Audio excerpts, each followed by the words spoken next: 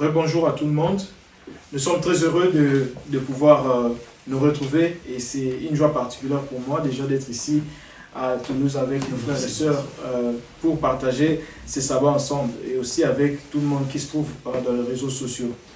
Nous allons commencer cette partie du culte. Je nous invite tous à pouvoir observer une petite minute pendant que nous allons faire la prière silencieuse ici.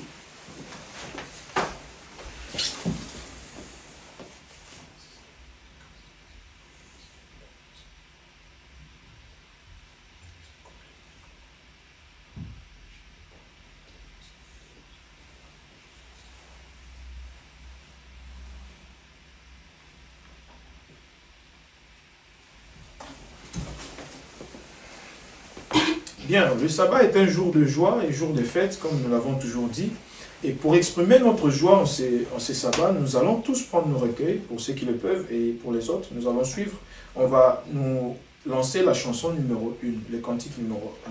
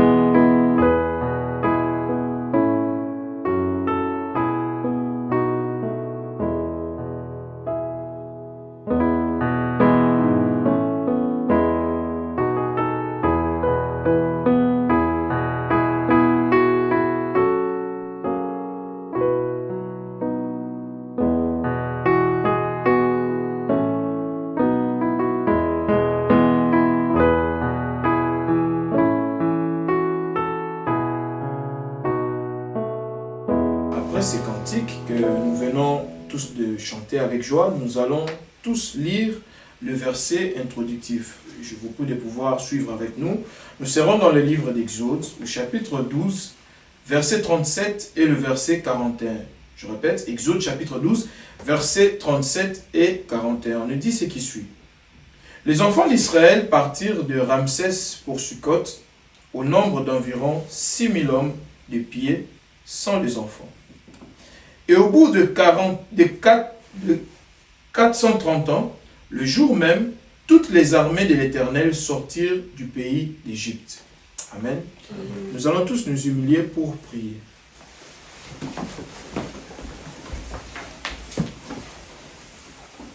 Tendre et bon Père Céleste, nous te sommes infiniment reconnaissants pour ta grâce. Nous te remercions de pouvoir nous accorder ces moments où nous nous réunissons tous ensemble pour t'adorer et te célébrer. Premièrement, nous venons près de toi d'un cœur humble, te demander pardon pour toute parole, toute action, toute pensée que nous avons pu avoir qui ne t'a pas honoré. Et nous te prions à ce que tu puisses nous pardonner par le sang de Jésus-Christ. Nous te demandons, Seigneur, d'être avec nous, car ta parole dit que là où 2 ou 3 sont réunis en ton nom, toi tu es au milieu d'eux.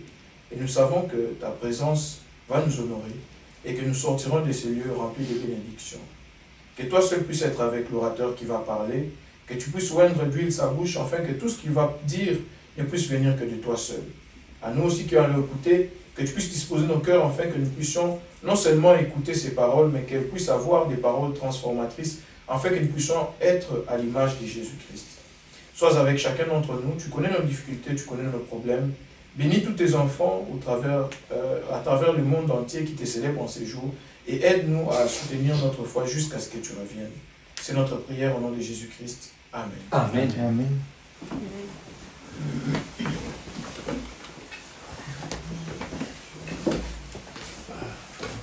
Bien, nous remercions le Seigneur une fois de plus de nous permettre de pouvoir nous réunir ce sabbat matin pour pouvoir les célébrer au travers de nos louanges, au travers tout ce que nous avons prévu. Nous allons à présent laisser la place à Frère Marcos pour qu'il puisse nous parler de la part de Dieu, ce que Dieu lui a mis à cœur de pouvoir partager avec nous. Sur ce, nous vous souhaitons une bonne écoute et surtout une attention soutenue. Bonjour et bon sabbat à tous mes frères et sœurs et à tous qui sont là sur le Zoom. Plaisir de vous revoir et avec joie, j'espère de pouvoir passer ce moment du culte avec vous dans la présence du Seigneur et par la grâce de notre Seigneur Jésus, être guidé par le Saint-Esprit et ensemble comprendre quel sera notre grand privilège aujourd'hui. Il y a un sujet que, on peut dire, un grand besoin de l'Église. Et donc ce sujet, le grand besoin de l'Église, c'est de la guide du Saint-Esprit qu'on a besoin de demander toujours pour pouvoir avancer d'une façon efficace dans la vie spirituelle. Mais aujourd'hui, on va parler du grand privilège que le Seigneur nous accorde aujourd'hui. Et je voudrais partager avec vous sur la base de texte d'Exode 12 et les versets qui étaient lus pour le frère Junior. Nous allons considérer quels sont les points de ce privilège que le Seigneur nous a donné. Nous vivons une époque spéciale aujourd'hui, une époque que je peux considérer prophétique. Et nous avons besoin de bien considérer que c'est une époque bien prophétique. En tant qu'Église, nous célébrons 100 ans d'existence. Et cela nous invite à réfléchir sur les privilèges et responsabilités que nous avons. 100 ans d'histoire. On va bien fêter au mois de juillet de cette année. En regardant le passé, nous trouvons une génération qui a également vécu des moments cruciaux de l'histoire. Les Hébreux en Égypte, avant leur délivrance. Était une expérience qu'on peut faire un parallèle avec notre époque aujourd'hui. Ils avaient une promesse, mais ils ne savaient pas quand, ou quel jour, et que cette promesse s'accomplirait. Ils ne connaissaient pas ni le libérateur, ni le moment exact où tout se produirait.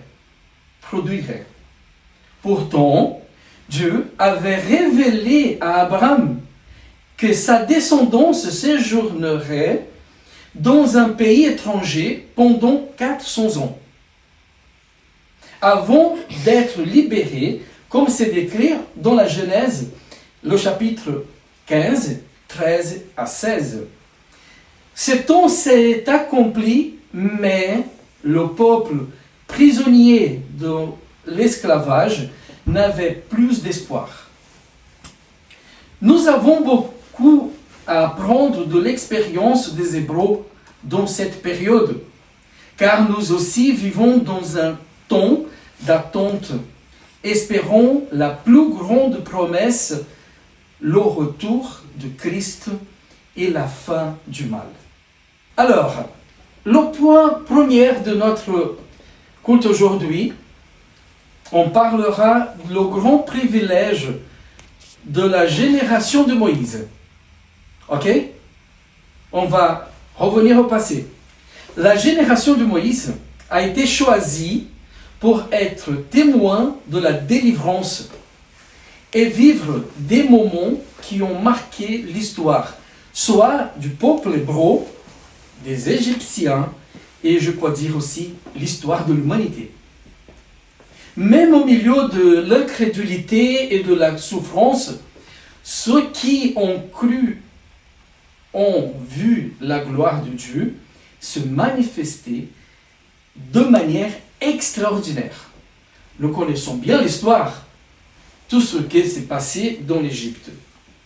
Mais on va parler un petit peu, on va souligner l'incrédulité, l'incertitude et le manque de motivation missionnaire.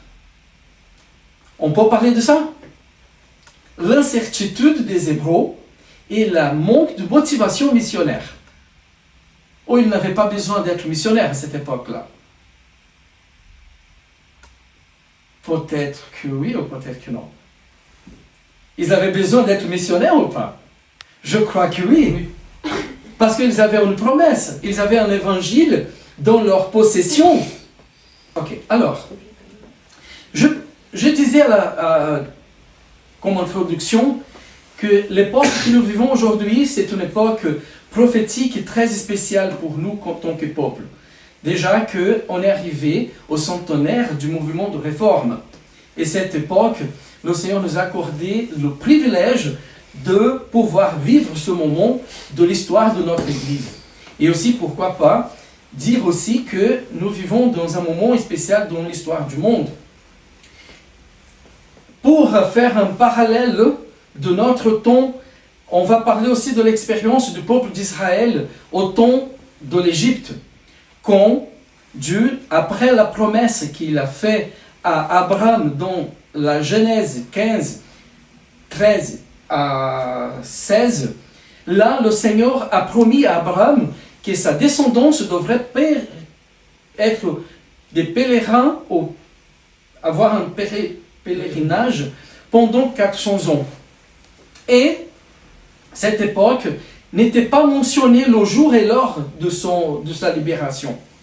Le Seigneur a dit 400 ans. Et après ça, le peuple serait libéré.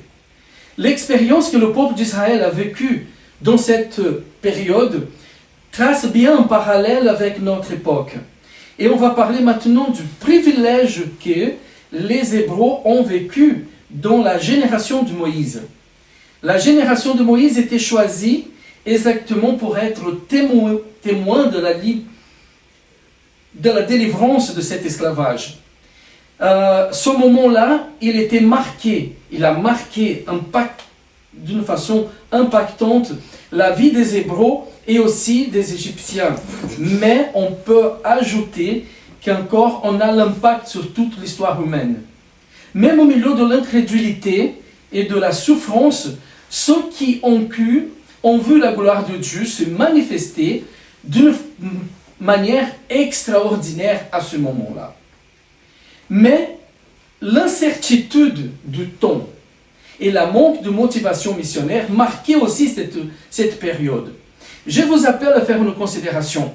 À cette époque-là, le peuple d'Israël, après l'entrée de Jacob et sa famille en Égypte, on va voir une histoire triste, parce qu'ils vont tomber esclaves de l'Égypte. Et regardez bien qu'avant les plaies,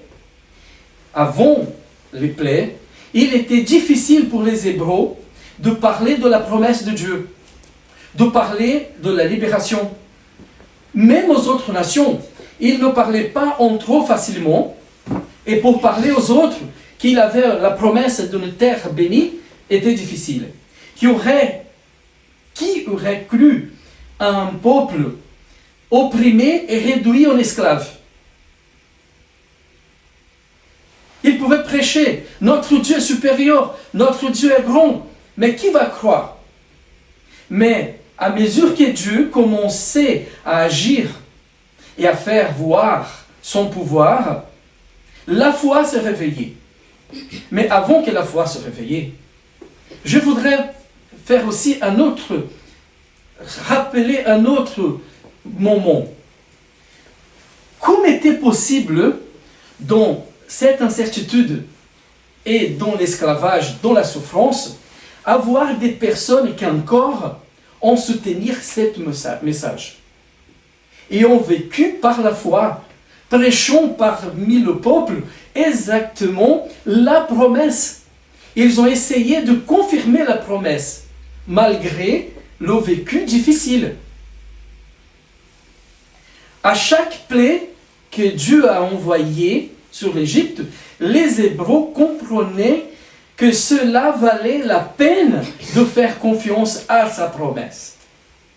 À chaque plaie, le peuple commence à revivre cette foi.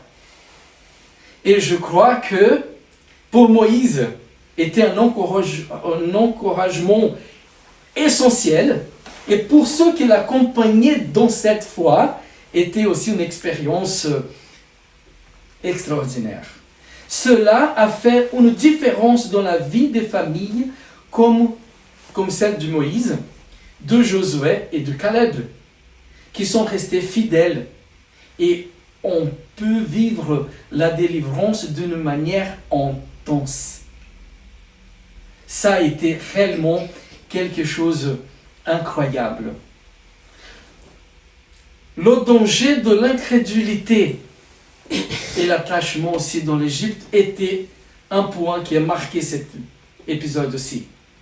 Beaucoup des Hébreux ont perdu l'espoir et ont accepté la culture et les divinités égyptiennes. L'esclavage les avait tellement démotivés qu'ils préféraient rester en Égypte plutôt que croire la promesse. Et beaucoup sont tombés dans l'idolâtrie aussi. On peut voir aussi que plus tard, pendant le voyage dans le désert, ils vont se réveiller, ils vont dire, quelqu'un se réveille pour dire, là était meilleur. Cette incrédulité était un moment difficile pour le peuple. Mais quand même, le Seigneur a conservé des fidèles qui ont pu exactement vivre ce moment d'une façon différente et aussi encourager à d'autres à suivre leurs pas. Ce détail est essentiel car il nous enseigne que les circonstances difficiles peuvent étouffer la foi. Nous poussons à préférer la facilité du statut que plutôt le changement promis par Dieu. L'incrédulité et l'attachement dans les choses mondaines peut réellement provoquer une faiblesse dans la foi et faire que les personnes préfèrent sortir de l'église pour vivre une autre vie à croire dans les promesses. Mais nous allons maintenant faire le parallèle avec notre époque. Quel est notre grand privilège aujourd'hui? Le temps que nous vivons, l'époque d'aujourd'hui, c'est tellement important. Nous avons une mission et une promesse. Regardez bien que la promesse, c'est que Jésus reviendra et mettra fin au péché et à la souffrance. Était similaire la promesse pour les Hébreux. La mission, c'est d'annoncer l'évangile éternel à toutes les nations. L'évangile éternel d'Apocalypse 14, 6 à 13 ou à 12. La différence, c'est qu'aujourd'hui, on a la connaissance de qui sera notre libérateur. Mais nous ne savons pas le jour. Le peuple hébreu, il savait qu'il avait une promesse de libération. Mais il ne savait pas qui serait le libérateur, ni le jour. Ça était une forte épreuve pour la foi. Mais même sachant le libérateur, regardez qu'on peut vivre ce privilège d'une façon intense ou faible. Contrairement aux Hébreux, nous savons que Jésus-Christ sera notre libérateur. Cependant, tout comme eux, nous ne connaissons pas le jour exact de notre délivrance. Nous ne connaissons pas ces jours bien précisément. Et qu'est-ce qui se passe? C'est que Jésus nous a mis en garde contre la tentation de fixer des dates. Mais nous appelle à vivre d'une façon vigilante pour avoir une préparation efficace. Malheureusement, certaines personnes insistent pour prédire des périodes spécifiques pour le retour du Christ. Comme si elles pouvaient déterminer quelque chose que Dieu nous a gardé en secret. Ces spéculations génèrent de la peur et aussi de fausses attentes. Et lorsque cette prévision ne se réalise pas, beaucoup perdent leur foi et se éloignent de Dieu. Nous devons vivre par la foi et non par la peur. Et aujourd'hui, je vous assure qu'il y a des calculs pour déterminer l'année que Jésus reviendra. Et cette prédication, c'est très proche de nous parce qu'ils utilisent la date comme, par exemple, l'année 27 et l'année 31. Et ça, c'est bien précis dans leurs explications. Et ça, c'est un danger énorme. Et figurez-vous qu'ils vont encore plus loin. Ils prennent des textes de la Sœur White, qui n'est pas un texte doctrinaire. Ils vont dire 6000 ans terminent dans cette date. Jésus reviendra. Ils font tous les calculs possibles. Ça, c'est un danger. Mais notre génération a aussi des avantages, que les Hébreux. Et les Hébreux ne pouvaient pas annoncer la promesse de libérateur. Parce que était contradictoire pour dire nous sommes des esclaves heureux, nous servons un Dieu puissant, venez à servir à ce Dieu aussi. Donc esclaves. Vous serez motivés à prêcher ça. Venez. Les Égyptiens croyaient en Dieu. Nous ne sommes pas des esclaves. Nous, non. Nous avons des temples, nous avons des salles chauffées comme cela. C'est petit, mais on est là. Vous êtes chez vous, à Savigny, ils ont une église. Nous avons la liberté de parler, de cultiver, de se réunir, mais paradoxalement, nous sommes moins missionnaires des fois. Semble que nous sommes des esclaves, comme les Hébreux, et beaucoup ont du mal même à témoigner que notre système doctrinaire était donné par Dieu. Il y a beaucoup qui ont honte de vivre la foi d'une façon à révéler dans le quotidien ce que nous croyons, qui nous a fait devenir un peuple qu'aujourd'hui nous avons 100 ans d'histoire. Souvent, nous avons honte des doctrines qui nous distinguent, le style de vie, notre façon de s'habiller, notre façon de parler, nos principes de foi, tout ce que nous avons comme valeur donnée par Dieu. Au lieu d'être fiers d'être un peuple mis à part par Dieu, nous avons peur d'être différents. On se cache des fois. Mais la véritable liberté est de vivre selon la volonté de Dieu sans nous soucier de l'opinion du monde. Ça, c'est la véritable liberté que nous avons le privilège de vivre. Et nous avons besoin de recevoir ça comme un privilège, pas comme une imposition de la part de qui? De l'Église Non, c'est Dieu qui nous a libérés du péché pour, avec cette délivrance, nous conduire d'une façon efficace, heureuse et pleine de bonheur. Quel sera l'appel de Dieu pour nous aujourd'hui? Dans la lettre que Dieu a envoyée pour l'église de l'Odyssée, Jésus nous met en garde contre le danger de l'indifférence et du confort spirituel. Il nous invite à rechercher 3 éléments essentiels pour fortifier la foi et pour notre préparation pour le ciel. L'or purifié par le feu.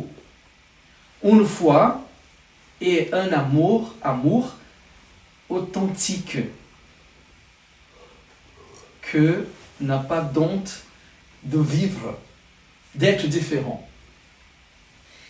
Les vêtements blancs, la justice de Christ qui nous couvre et nous transforme et fait que nous pouvons présenter au monde un caractère différent qui cherche la justice et qu'avec l'amour prêche le bonheur éternel. Le collier spirituel, l'action du Saint-Esprit qui nous donne le discernement pour pouvoir choisir entre le monde et l'éternité. Un choix certain et pas confus. Si nous acceptons ces éléments, nous serons préparés intérieurement et tant qu'Église pour ensuite accomplir notre mission extérieure, qui est d'annoncer l'évangile éternel avec puissance et gloire. Mais quelle est la puissance? Ce n'est pas la puissance de l'argent ou du bien matériel. C'est la puissance d'un caractère transformé qui résiste à toutes les épreuves que nous allons passer par la grâce de Dieu. Notre génération n'est peut-être pas la dernière. Je ne sais pas si ce sera la dernière. Paul, l'apôtre Paul, il croyait que sa génération était la dernière. Et il a utilisé l'expression « nous, les vivants qui resteront ». Il parlait ça. Alors, je peux parler la même chose. Notre génération sera la dernière. On espère, ou peut-être qu'on doit croire. Mais si notre génération n'est pas la dernière, mais elle a la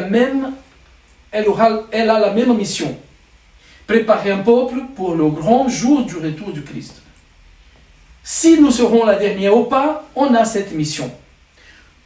Tout comme les Hébreux qui ont persévéré ont vu la délivrance. Ceux qui restent fermes verront la promesse s'accomplir. Si nous serons là, pas de problème. Il y a la promesse de la résurrection. On a la promesse de la résurrection pour pouvoir vivre la fin de la fin. Pardon, Sœur Cathy, je n'ai pas compris. Alors, frères et sœurs, si nous avons vécu aujourd'hui, si on vit aujourd'hui dans cette promesse, et pour cette promesse, qu'est-ce que le Seigneur espère de son Église aujourd'hui? Nous avons 100 ans d'histoire. Ma question est, que laisserons-nous pour nos enfants? Quel type d'exemple on va laisser pour la génération qui nous suit?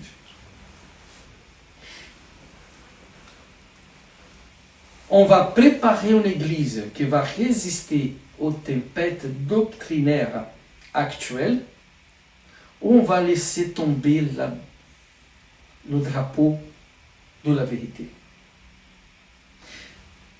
Qu'est-ce que nous allons faire des doctrines que nous avons reçues jusqu'aujourd'hui? Que ferons-nous des principes qui nous distingue du monde et des églises. Notre génération a une mission bien spéciale. Parce que pour la nouvelle génération, beaucoup de sentiments changent et beaucoup des idées arrivent comme une inondation terrible. Et maintenant, les changements dans les principes fondamentaux commencent à pénétrer dans l'Église d'une telle façon que si on ne se réveille pas, on va détruire l'Église. J'espère qu'on pourra arriver à la fin. Cette réflexion, je voudrais faire avec vous. Quels serons-nous pour les générations après nous? Qu'est-ce que ferons-nous de notre Église? Cette année, à 100 ans, après 100 ans d'histoire, nous avons le privilège de vivre ce moment de grâce, ce privilège d'avoir la vérité dans nos mains, le privilège de pouvoir prêcher, le privilège d'agir d'une façon à laisser quelque chose aussi de sûr et certain pour les autres. Nous vivons un temps prophétique rempli d'attentes. Nous pouvons regarder en arrière et voir comment Dieu a accompli ses promesses dans le passé. Nous pouvons regarder le présent et reconnaître que nous avons des privilèges uniques. Mais surtout, nous devons regarder vers l'avenir avec espérance, sachant que notre libérateur viendra, n'importe quand. Les Hébreux ne connaissaient pas ni le jour ni leur libérateur, mais ils ont cru et attendu. Nous savons qui est notre libérateur, Jésus-Christ, mais nous ne savons pas le jour de son retour. Et cette préoccupation, le Seigneur nous a libérés de la voir. Il a dit que ça, c'est pas notre préoccupation ou inquiétude. Plutôt, la préparation est d'être préparé pour cette occasion. C'est pourquoi notre foi doit être semblable à leur foi, ou même plus forte encore. Parce que nous avons leurs expériences et notre expérience et tous les écrits bibliques. Alors, nous avons la responsabilité d'être plus forts dans la foi. Un privilège qui nous amène à une grande responsabilité. Notre grand privilège est de vivre dans cette génération, d'annoncer l'évangile et d'attendre le plus grand événement de l'histoire humaine. Ne va pas impacter que la France, l'Europe, non, va impacter tout le monde. Le retour glorieux du Christ et la fin du mal et la fin du péché.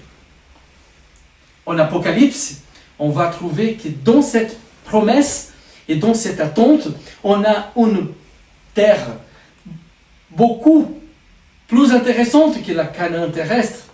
On a la Canaan éternelle, on a la nouvelle terre où la mort, ni le deuil, ni la douleur, ni aucune conséquence du péché existera.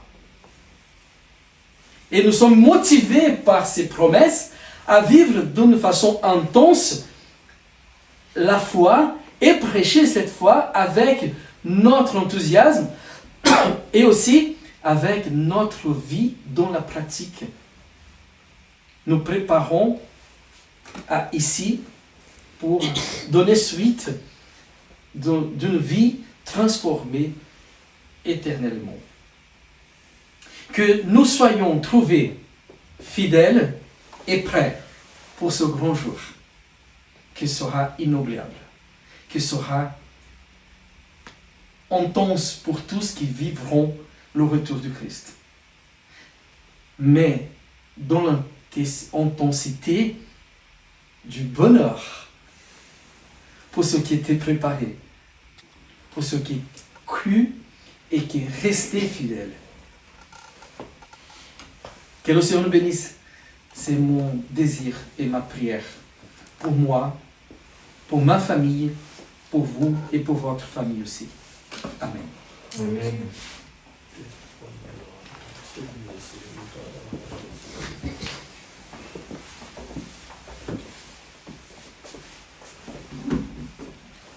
Nous remercions le Seigneur pour ce message très important que nous venons de recevoir. Et nous remercions le frère Marcos pour nous l'avoir transmis et nous rendons grâce à Dieu pour ça. 100 ans que le mouvement de réforme existe, quelle est ta pierre de contribution dans ces 100 ans? Est-ce que tu as apporté aussi quelque chose? Est-ce que ta foi est toujours la même que lorsque tu as cru? Est-ce que tu as transmis aussi ces messages aux autres personnes pour qu'ils puissent aussi connaître? On nous a parlé de beaucoup de choses. Les enfants d'Israël, lorsqu'ils ont été délivrés, ils sont devenus des missionnaires. Tous les peuples d'alentour savaient qu'il y avait un Dieu qui existe et qui les avait délivrés. Et nous aussi, nous avons été délivrés du péché. Est-ce que tout le monde sait que nous avons un Dieu qui nous a délivrés du péché et qui nous appelle à croire en lui pour que nous puissions être sauvés? Voilà tant de questions que nous devons nous poser alors que le retour de Christ approche, alors que sa venue, nous voyons tous les signes qui s'accomplissent et qui vont encore s'accomplir jusqu'à ce qu'ils reviennent. Est-ce que nous sommes prêts à pouvoir les rencontrer? Voilà un message poignant qui doit résonner dans nos têtes afin que nous puissions sortir d'ici avec cela et vivre avec ça jusqu'à ce que le Christ revienne nous chercher. Suite à ce message, nous allons tous chanter un cantique. Je passe la main à la technique pour qu'il puisse nous donner les cantiques que nous allons chanter. Ensuite, nous allons terminer ces programmes de culte.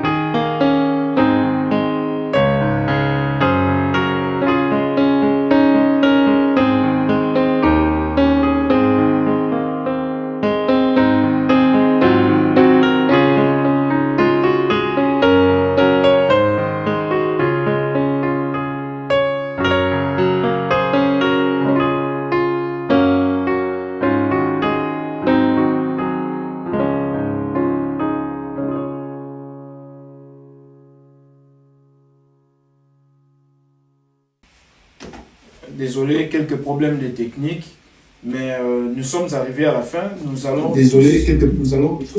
prier avec le frère Jean-Paul pour clôturer cette partie du culte.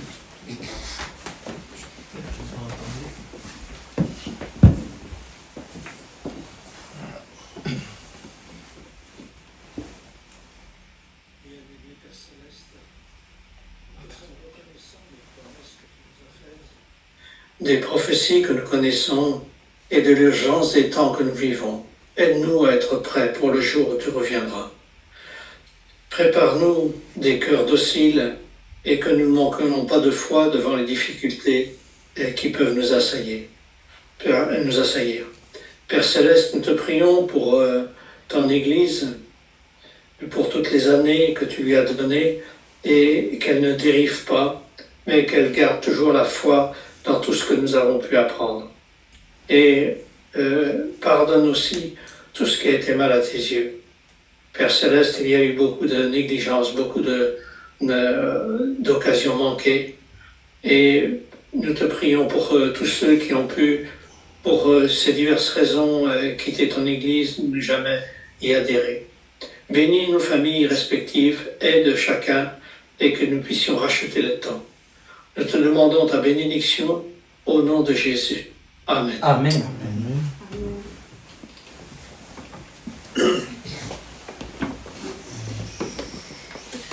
Nous sommes arrivés à la fin de notre culte d'aujourd'hui. Nous vous remercions à tous pour votre participation, que ce soit les personnes physiques ici avec nous. C'était une joie extrême de pouvoir partager ce sabbat avec vous. Que ce soit aussi les personnes qui sont connectées avec nous en ligne, malgré quelques problèmes de techniques. Mais c'est toujours un réel plaisir de pouvoir se rencontrer pour partager la parole de Dieu et passer ces moments que Dieu nous accorde encore sur cette terre. Nous vous fixons rendez-vous pour le sabbat prochain à 9h30 pour l'école du sabbat et à 11h pour le culte. Sur ce, nous vous souhaitons à tous un très heureux sabbat à tous. Merci.